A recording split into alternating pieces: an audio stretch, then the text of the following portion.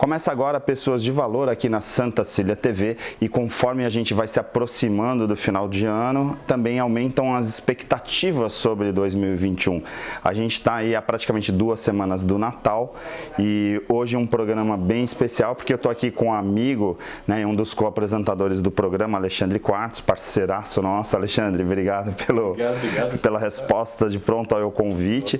Hoje a gente vai falar de um assunto bem diferente dos que a gente já tratou aqui no Pessoas de Valor, porque hoje a gente está com José Augusto, que já trabalhou em consulado e em um monte de outros lugares, no mercado financeiro, né? Já trabalhou em finanças e tal, mas hoje ele cuida de documentação para as pessoas que estão aqui no Brasil, particularmente aqui na nossa região, da Baixada Santista, e que estão indo embora, vamos chamar assim, para Portugal, né? Principalmente Portugal, mas a gente vai abordar um pouquinho todos os países, né? Essa coisa de exportar brasileiro, que é um assunto que está muito em voga. Antes da pandemia, né, principalmente, a gente estava percebendo uma migração muito grande. Eu que leciono no ensino superior, vejo muitos alunos, inclusive ex-alunos hoje morando em países fora do Brasil.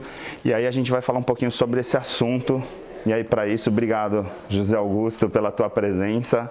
Como que está esse movimento, assim, como que você encara esse movimento de retorno para Portugal? Porque me parece que quando as pessoas estão voltando para a Europa, e em especial para Portugal, me vem assim, uma percepção de que de repente elas estão voltando por não acreditar mais no Brasil, ou porque estão com uma esperança, uma expectativa maior de que a Europa está melhor que o nosso país. Como que você vê? Assim, vamos começar por aí para a gente ir batendo um papo nesse programa tão interessante. Sim, interessante esse tema, porque o Brasil sempre teve essa vocação, né, para receber imigrantes, e isso aconteceu sempre.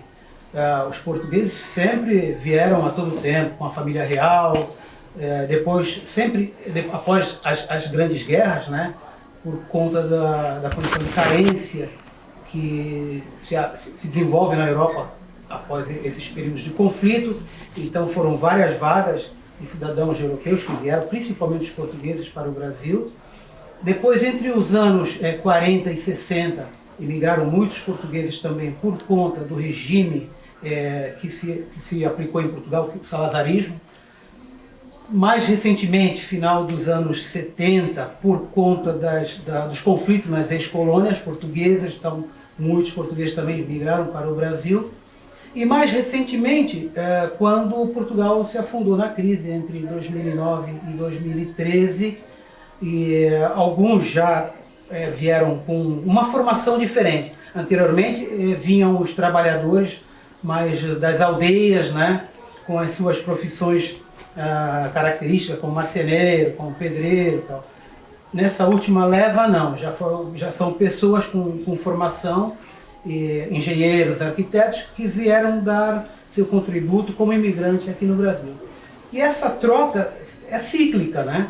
Momentos em que Portugal necessita emigrar para o Brasil e momentos que brasileiros precisam emigrar para Portugal, como foi nesse período pós-crise em Portugal, que muitos brasileiros resolveram ir a Portugal tentar o seu desenvolvimento profissional, até porque Portugal naquela altura tinha uma carência, né, de cérebros, de mão de obra, porque muitos durante o período de crise migraram para outros países, principalmente França, Inglaterra e Alemanha. Existe um tratamento especial, assim, falando de Portugal, né? Porque, claro, a gente vê, assim, por que ir para Portugal, né? Eu tenho alunos que foram para a Irlanda, Austrália, para vários países, Canadá, né? Tem gente morando no mundo inteiro, claro, isso aí sempre vai acontecer, né? Então, como você falou, tem alguns momentos que isso cresce, mas no caso particularmente de Portugal, tem a questão do idioma e um pouco da cultura, porque tem lá suas proximidades, até porque a nossa formação, né, também é portuguesa.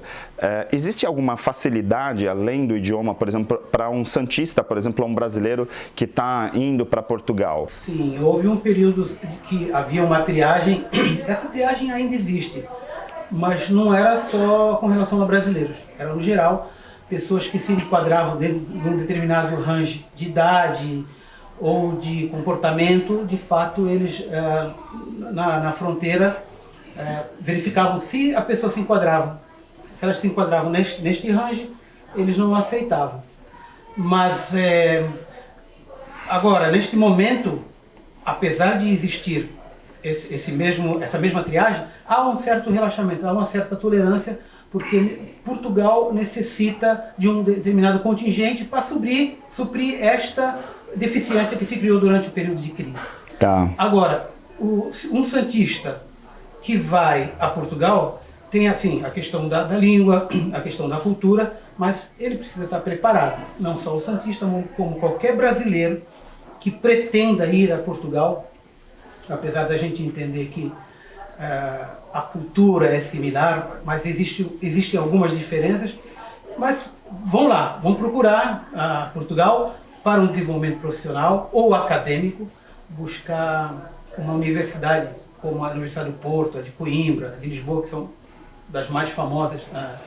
Diga-se passagem, algumas das universidades que o Santa Cecília tem até convênio, né? Porque existem alguns alunos nossos na engenharia, o professor Áureo, vários profissionais, né, que acabam levando alunos para fazer estrito sensu lá e receber alunos de lá, né? Esse intercâmbio é muito importante também na área acadêmica. Sem dúvida. E as universidades em Portugal estão de portas abertas para receber brasileiros, inclusive elas vêm ao Brasil fazer exposição das suas universidades, porque eles também precisam suprir uma deficiência de pessoas na universidade causadas pela crise entre 2009 e 2013. Trago o Alexandre aqui para a discussão, porque, né, dentro disso tudo que a gente fala, né, a gente já tem o Daryl Chaplin, que é antropólogo, às vezes participa também. A gente tem, né, o grupo de Pessoas de Valor, que é bem de peso, né? Nossa, e no caso você está aqui justamente porque eu queria trazer um pouquinho esse aspecto da zona de conforto, da zona de desconforto, para trabalhar essa questão da migração, porque assim, muitas vezes eu vejo pessoas, e aí no caso em particular do Japão, que saíram do Brasil,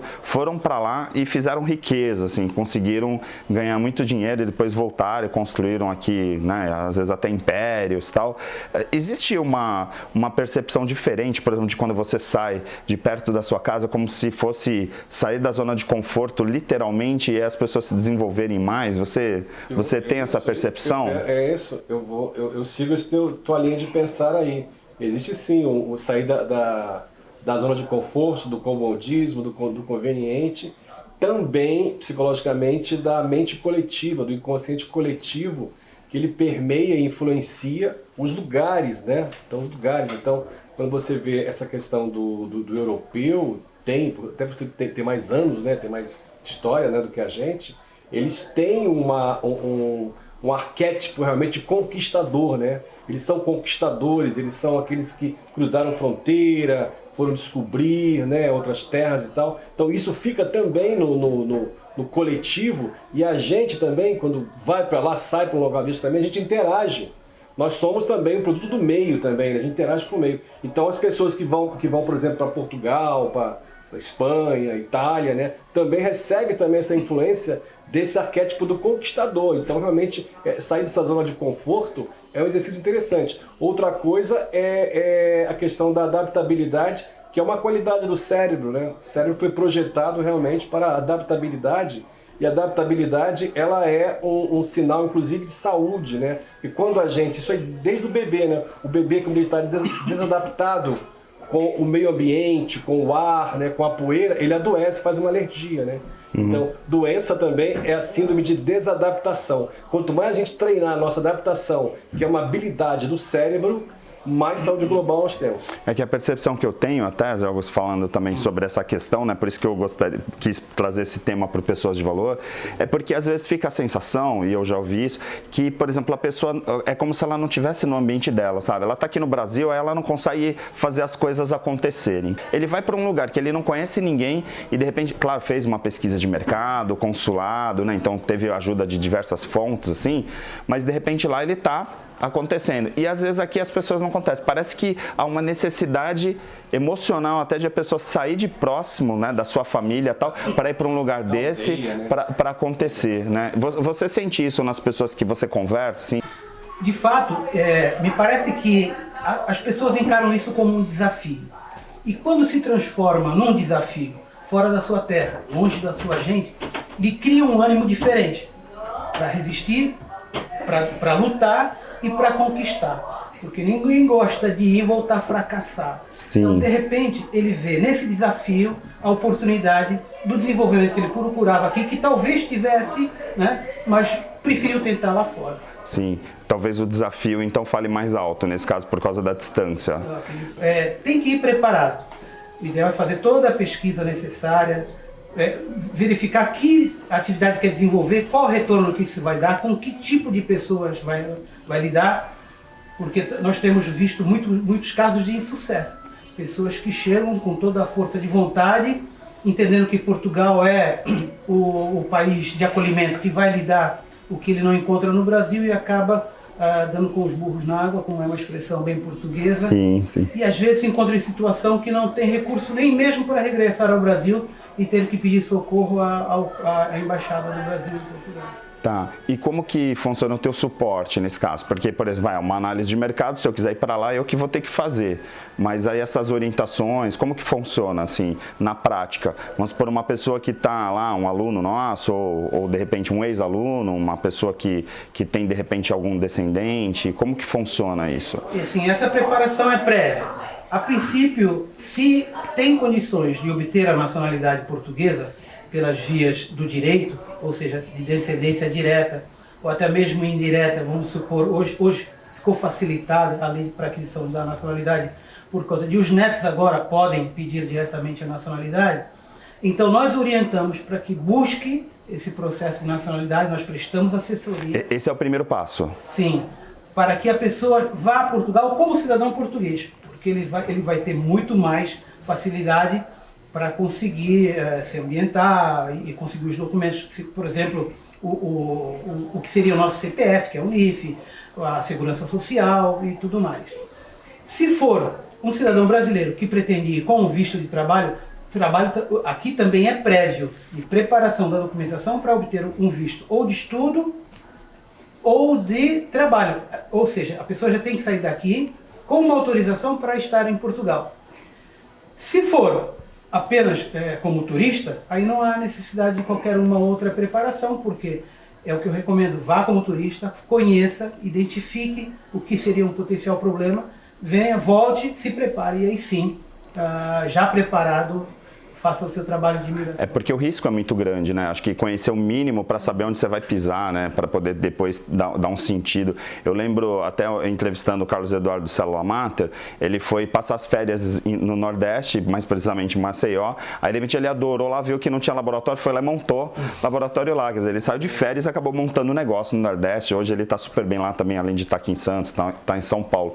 Então tem um pouquinho disso, né? De a pessoa pelo menos sentir o clima, até porque também, e aí queria trazer de novo você, Ali, essa questão do pertencimento. Porque às vezes eu tenho uma percepção, e aí eu vou visitar, por exemplo, tios meus distantes, às vezes de primeiro, segundo grau, em alguma região, até mesmo no Brasil. E aí eu fico com a sensação, vou visitar meus primos, ou vou visitar meus avós, né, sei lá. E aí você chega lá, não é a mesma receptividade que você imaginava, né? Então, existe também esse lado de você querer pertencer a uma família, mas não literalmente estar nessa família, né? Tem esse lado também de como você vai ser recebido. Exatamente, faz parte desse conjunto de desafios, né? Até para incrementar o potencial que a pessoa já tem. Se ela não se sentir realmente apoiada e bem recebida, ela não pode nem desenvolver melhor o seu potencial. Agora, isso aí me lembra, quando você fala de pertencimento, me lembra da ocitocina, né? Que é o neurohormônio do pertencimento. A ocitocina, ela vai causar está causando, à medida que ela seja, né, descoberta e praticada, uma revolução social do afeto, né? Uma revolução social do entendimento, uma revolução social de uma saúde global. Principalmente agora, nesse momento de pandemia, que a gente está, assim, ao mesmo tempo que estamos próximos aqui um do lado dos outros, a gente está super distante. Está distanciado. Né? Então, às vezes eu estou aqui com parentes próximos e está mais fácil falar com os parentes lá em Portugal, né? Ou na Europa, em qualquer outro país da Europa, do que efetivamente tá falando com as pessoas aqui do lado. Eu vou chamar um rápido intervalo e a gente continua no segundo bloco com esse papo, se aprofundando um pouquinho nessas questões da imigração, tá bom? Até já!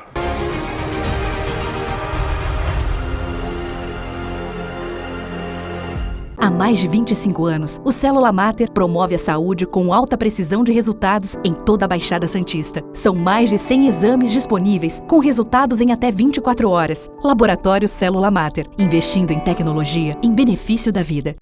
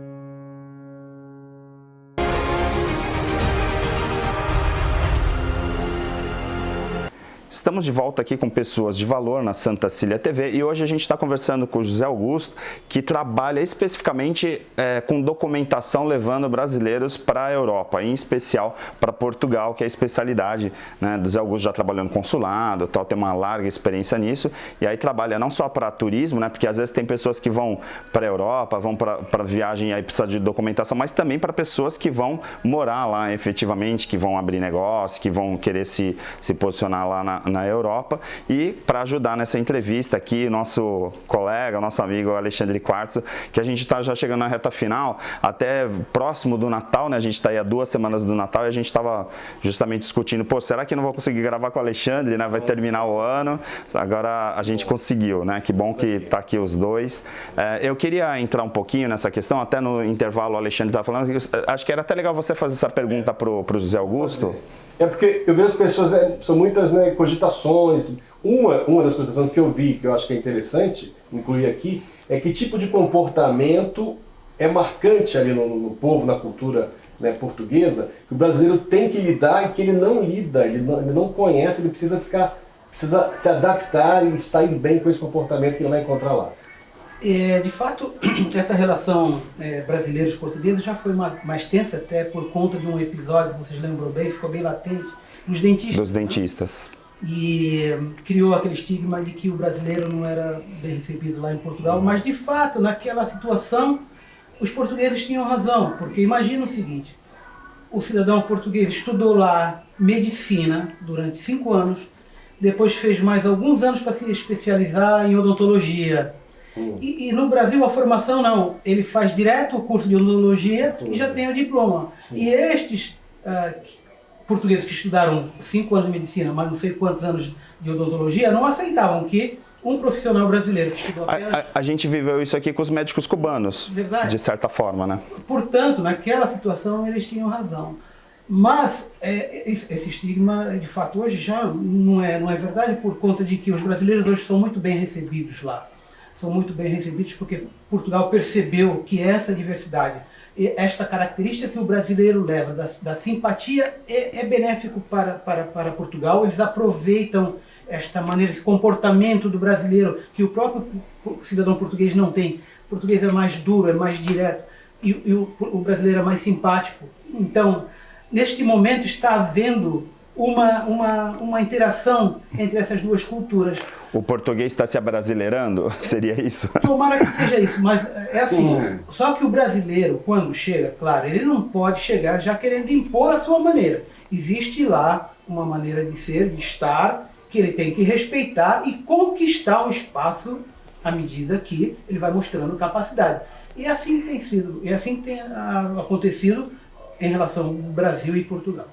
Legal. É até bom você falar isso, porque quando eu conversei com o Alexandre no programa que a gente fez lá, que ele hoje é empresário em Portugal, tal, e ele estava falando isso, né? Tem alguns trâmites, assim, procedimentos que são típicos do mercado de lá, da cultura local, e que aqui no Brasil é diferente. Então tem algumas coisas que são mais aceleradas, outras não. Então existe uma questão lá que eu acho que destacou até trazer para cá, que é a questão da confiança. Então o português, assim, se ele confia em você, ele confia, né? Então não é que nem aqui que de repente está até no papel e depois tem que entrar no jurídico e tal. Então se você falar, vou locar o seu apartamento, tem lá todo, ok, né? Tá combinado.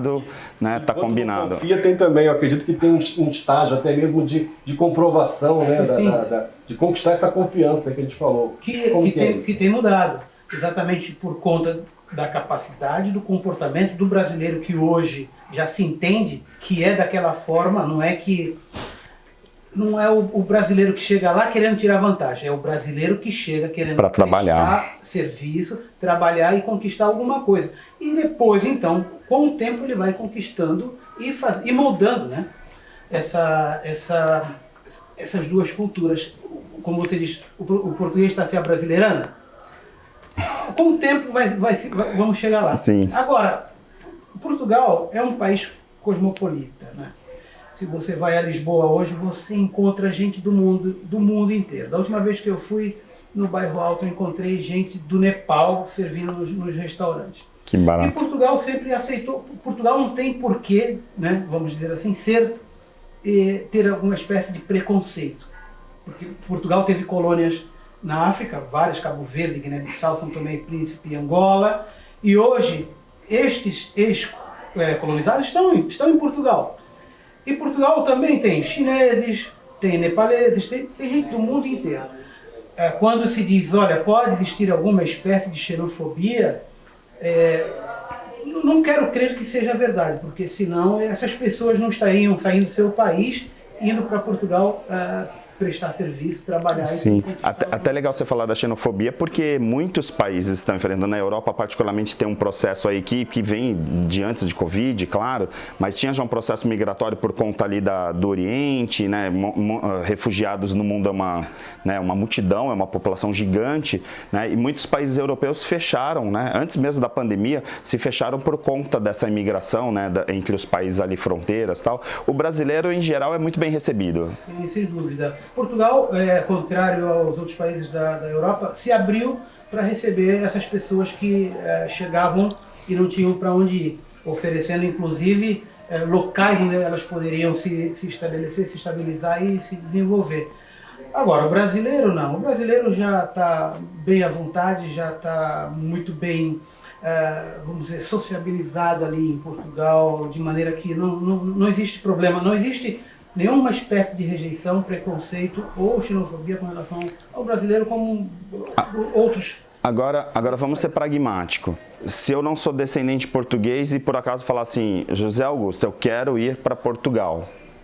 E aí, me leva? Como que é isso? Ou é impossível, assim, tem que ter essa nacionalidade e tal? De maneira alguma. Se você é um cidadão brasileiro, se quer ir como turista, problema nenhum. Basta ter um passaporte brasileiro e já está. Uhum. Se quer fazer um curso acadêmico, tem que se aplicar para ter um visto de estudante. Esse processo começa lá, você se candidata a uma vaga na universidade, uma vez aceita, a universidade te manda um documento que vai servir como base para você pedir o visto de estudo. Tá. Se for para trabalhar, você precisa encontrar uma empresa que queira te contratar pelas tuas características profissionais, pelas tuas habilidades, manda também um documento, um contrato, para que você apresente como documento base para adquirir o visto. Se você é um cidadão que quer investir em Portugal, da mesma forma, se aplica para um visto D7, aqui nos consulados no Brasil, apresentando o patrimônio que você tem para investir em Portugal. Ou se quiser já de cara ter uma permanência definitiva em Portugal, você pode se aplicar para o visto Gold. O visto Gold te permite investir um valor, no mínimo 300 mil euros no imóvel, e a partir daí você já tem o visto de permanência, ou seja, você já pode viver tranquilamente em Portugal, como se português fosse desde que faça Não precisa ter um negócio. Então, só de comprar uma residência já fixaria acima desse valor? Exatamente. Tem que comprovar o ingresso desses 300 mil euros, Tá. a compra do imóvel, e isso já te habilita a ter uma permanência em Portugal. Tá. Ou seja, no caso da gente que não tem 300 mil euros para comprar imóvel, a gente tem que ter um emprego ou uma garantia de bolsa lá para estudar ou trabalhar em Portugal. Seria isso, né? Agora, vamos chegando na reta final. Eu queria deixar uma pergunta para vocês dois, até porque a gente está chegando no final do ano. Por que sair do Brasil? Começando por você, Alex. Te jogar. É a pergunta de $1 milhão e deixei para o final. Por que sair do Brasil? Né? Esquece pandemia no mundo inteiro. Né? Por quê? Por que ir morar na Europa? Eu coloquei ele entre a cruz da espada, porque ele é um cara que adora isso aqui, né? Tanto quanto eu, e de repente assim ele... Sul, Centro-Oeste, Nordeste, dão um grande valor. Claro que já viajei para muitos países. Você também já morou em outros lugares, né? Porque assim, você veio do Rio, né? Em várias cidades, tal, e de repente você está aqui no litoral também já... São Paulo. Já viveu um pouco essa questão da zona de desconforto aí, né? Ah, sim. Desde garoto. Eu acredito que é algo que você pode acrescentar realmente ao seu mundo, né? Quando você convive com outros mundos, com outra sociedade, outro tipo de cidadania, outro tipo mesmo de campo, que eu digo, de campo de consciência coletiva, né, que tem as influências e tal, a gente adquire, a gente se supera, a gente enriquece a nossa existência. Eu acho que em busca... É a famosa experiência internacional. Por esse olhar existencial também, né, é um enriquecimento também da existência, quando você vai ver ou vai rever, né, outros conteúdos, outras culturas, né, que vão enriquecer o seu entendimento de vida, né? Segundo mesmo Platão disse, né? A vida precisa ser pensada, precisa ser refletida. Quando a gente vai para fora, a gente tem também essa experiência. Além do que eu citei antes, de entrar em contato com a zona de desconforto e com esse arquétipo do conquistador, daquele que vai superar. Muitas vezes as pessoas não se superam realmente no quintal de casa, né? Na sua tribo. Ou seja, às vezes também elas são vistas, como diz aquela expressão, como a prata da casa. A prata da casa não tem valor. Muitas vezes você vai... Precisa ir para fora para ser valorizado, né? De você reencontrar o seu valor, ou mesmo ser visto Legal como valor, isso. você indo realmente para outra... Porque muitas vezes eu vejo os universitários nessa linguagem. Muitos ex-alunos querendo ir para fora para ver se consegue um espaço que de repente não está conseguindo aqui. Aquele quintal não vai conseguir. Agora deixa eu fazer essa pergunta para um cabo-verdiano brasileiro, né? Porque fazer essa pergunta para ele já é um pouco diferente, porque ele já está no Brasil, já viveu isso, né? Como que é assim, né? Sair do Brasil, né? Por que sair do Brasil? Por experiência eu te digo que hoje o brasileiro sai do seu país para estudar, basicamente, e adquirir talvez uma segunda língua, né? Sai para tentar um desenvolvimento profissional e sai também por sentir alguma insegurança aqui no Brasil, tanto com relação ao emprego, né? Por conta da crise financeira, e também digo politicamente por conta da criminalidade que no Brasil durante algum tempo aí fez muita gente sair. Uma das perguntas que eu fazia, né, no contato com as pessoas que buscavam a nacionalidade por conta do que estavam, né, buscando a nacionalidade para viver em Portugal. A grande maioria respondia que era por insegurança. Perfeito. Gente, muito obrigado pela participação de vocês. Obrigado, amigo. Já sabe, qualquer coisa se precisar, o Zé Augusto tá aí o contato também no vídeo, né? A gente não faz merchandising no programa, a gente traz conteúdos de qualidade, né? Então por isso o nome do programa, mas vocês já sabem, né? Se precisar do suporte, tá aí o Zé Augusto, que é uma pessoa que tem uma experiência gigante, né? Para oferecer para vocês. E conforme a gente vai chegando próximo do Natal, eu já vou desejando sentimentos fantásticos para vocês, incríveis, porque se por acaso você não assistir as próximas semanas, já fica a nossa mensagem de Natal para vocês, né? Porque a gente já está aí na véspera, né? Entrando aí nas 2 últimas semanas. Se você ainda não comprou seu presente, se ainda não pensou como vai ser a sua recepção home office, no caso vai ser home Natal, a gente está aí desejando Feliz Natal para vocês, tá bom? A gente se encontra na semana que vem, continua com a programação da Santa Cecília TV.